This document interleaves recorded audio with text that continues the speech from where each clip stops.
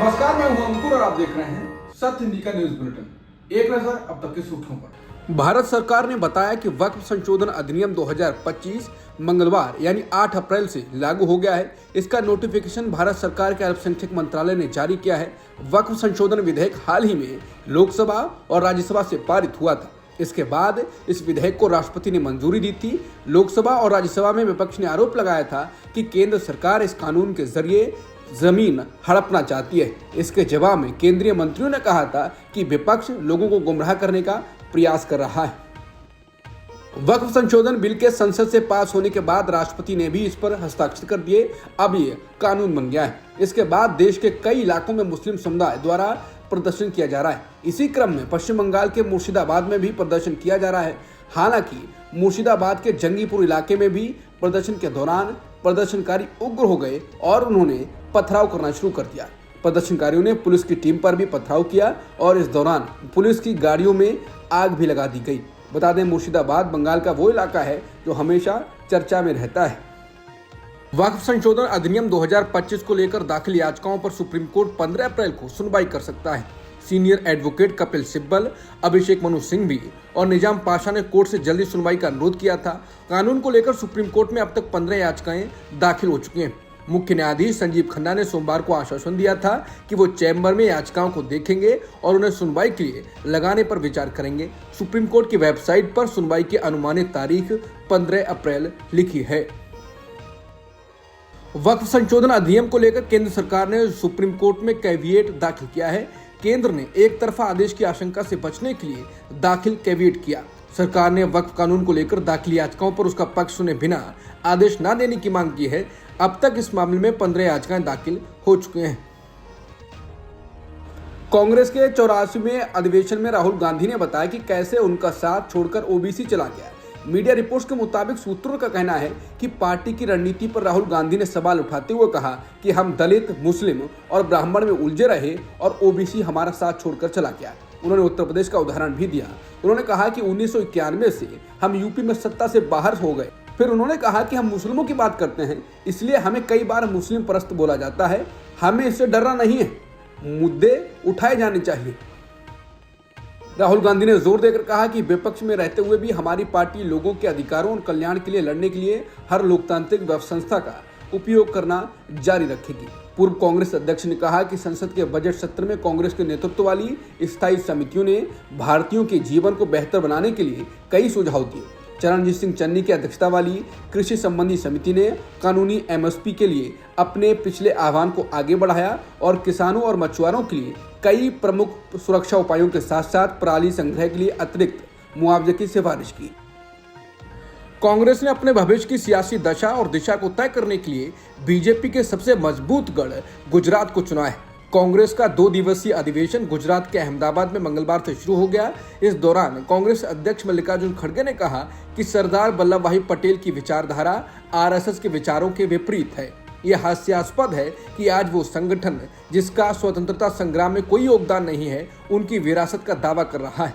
खड़गे ने आरोप लगाया कि आज भाजपा और संघ परिवार के लोग गांधी से जुड़ी संस्थाओं पर कब्जा कर रहे हैं और उन्हें उनके वैचारिक विरोधियों को सौंप रहे हैं। उन्होंने वाराणसी में सर्व सेवा संघ पर भी कब्जा कर लिया है। आप सभी जानते हैं कि गुजरात विद्यापीठ में क्या हुआ।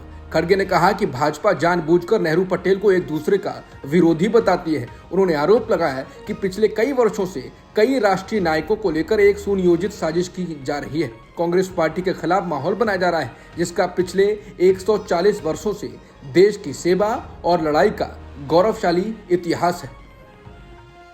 खड़गे ने अहमदाबाद में कांग्रेस के 84वें अधिवेशन में कहा कि अंबेडकर ने खुद 25 नवंबर 1949 को संविधान में अपने अंतिम भाषण में कहा था कि कांग्रेस पार्टी के समर्थन के बिना संविधान नहीं बनाया जा सकता था। लेकिन जब संविधान बना तो आरएसएस ने गांधी जी, पंडित नेहरू, डॉक्टर अंबेडकर और कांग्रेस की खूब आलोचना की। उन्होंने रामलीला मैदान में संविधान और इन नेताओं के पुतले जलाए। उन्होंने ये भी कहा कि संविधान मनुवादी आदर्शों से प्रेरित नहीं है।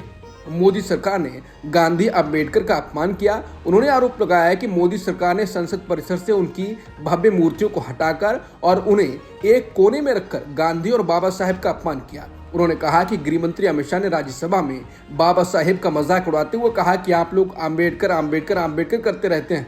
खड़गे ने जोर देकर कहा कि कांग्रेस पार्टी संविधान और संविधान निर्माताओं दोनों का सम्मान करती है और इसकी रक्षा करना जानती है।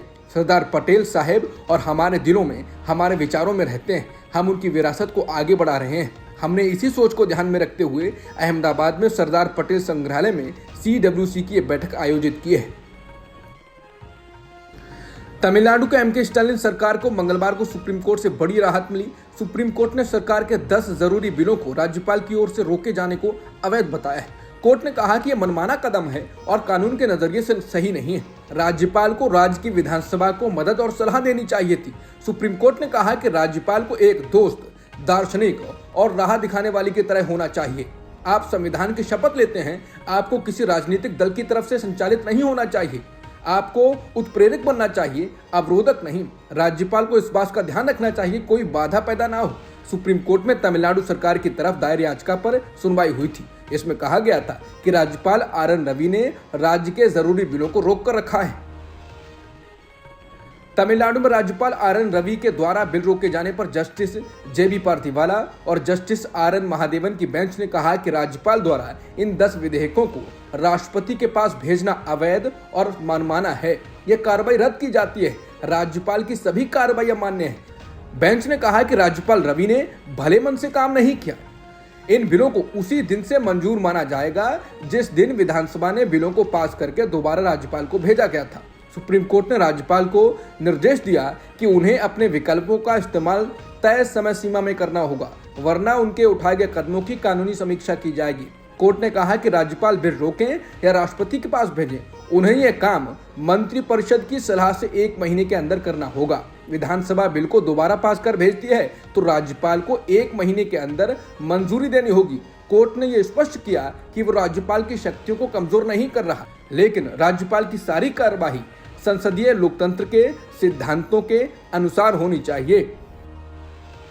तमिलनाडु के राज्यपाल को सुप्रीम कोर्ट की फटकार और उनके काम को अवैध बताने के बाद अब केरल राज्य ने मंगलवार को भारत के मुख्य न्यायाधीश संजीव खन्ना से जस्टिस JB पार्थिवाला की अध्यक्षता वाली बेंच के सामने अपनी रिट याचिका सूचीबद्ध करने का आग्रह किया। केरल की ओर से अधिवक्ता CK शशि के साथ पेश हुए वरिष्ठ अधिवक्ता KK वेणुगोपाल ने आज सुबह तमिलनाडु मामले में जस्टिस पार्थिवाला द्वारा लिखे गए फैसले का हवाला दिया। वेणुगोपाल ने कहा कि केरल का मामला राज्य के राज्यपाल द्वारा 33 महीने से अधिक समय तक 7 बिलों को रोके रखने की दुर्भाग्यपूर्ण घटना से संबंधित है। केरल की याचिका CJI बेंच के सामने सुनवाई के लिए आई थी। CJI खन्ना ने मई के बीच में अपने रिटायरमेंट का संकेत देते हुए इसे स्थगित करने का सुझाव दिया। वेणुगोपाल ने कहा कि तमिलनाडु मामले में दिए गए फैसले में केरल की अपनी राज्यपाल के साथ जो समस्या है उसको पूरी तरह से शामिल किया गया है। इसके बाद CJI ने मामले को 13 मई को सूचीबद्ध किया। हालांकि CJI खन्ना ने यह नहीं बताया कि यह जस्टिस पार्थिवाला के सामने ही रखा गया है।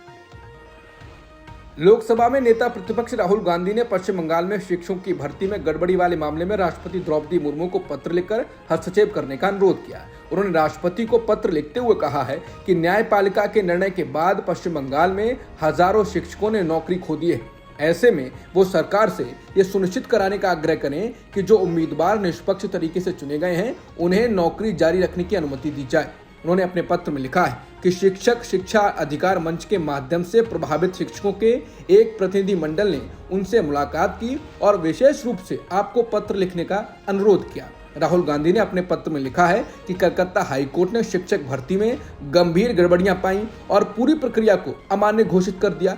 3 अप्रैल को सुप्रीम कोर्ट ने भी हाईकोर्ट के फैसले को बरकरार रखा। इसके बाद शिक्षकों और बर्खास्त कर्मचारियों की उम्मीद टूट गई है।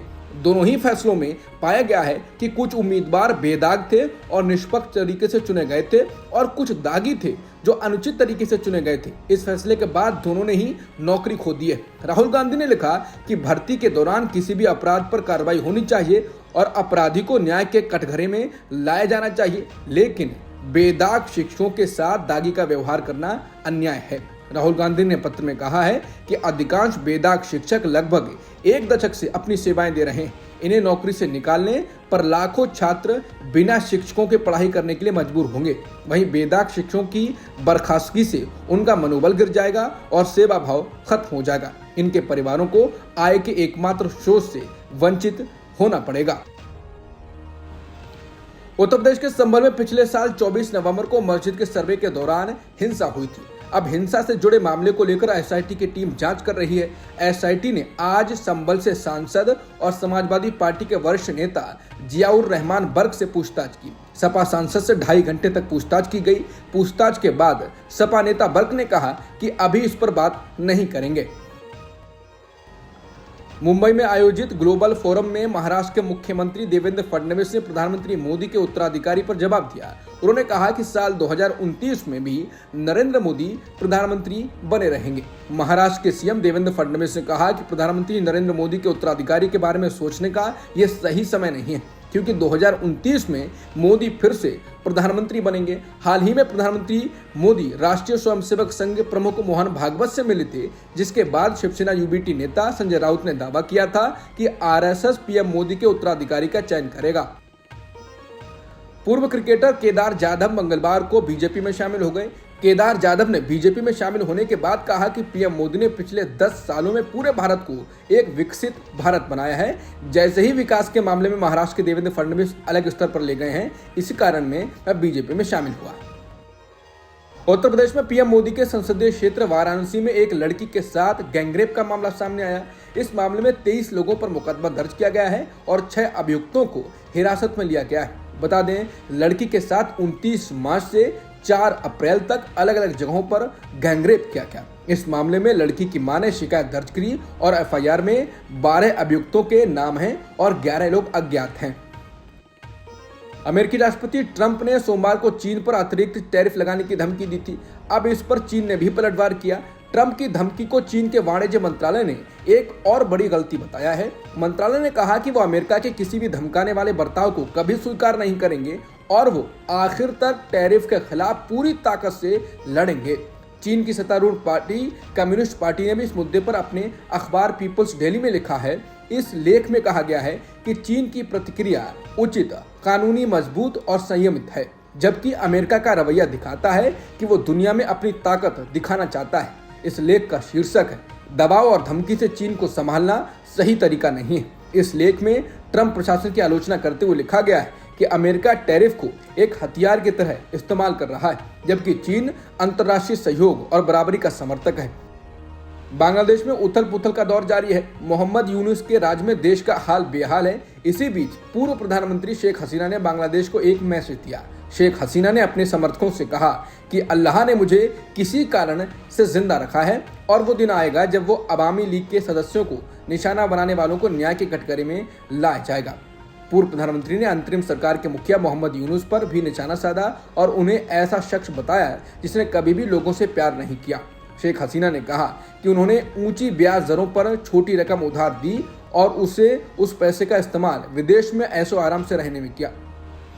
हम अब उनके दोगलेपन को समझ नहीं पाए, इसलिए हमने उनकी बहुत मदद की, लेकिन लोगों को कोई फायदा नहीं हुआ। उन्होंने खुद के लिए अच्छा किया, फिर सत्ता की ऐसी लालसा पैदा हुई जो अब बांग्लादेश को जला रही है। अब तक की खबरों में इतना ही। बाकी खबरों के लिए बने रहिए सत्यहिंदी.com के साथ।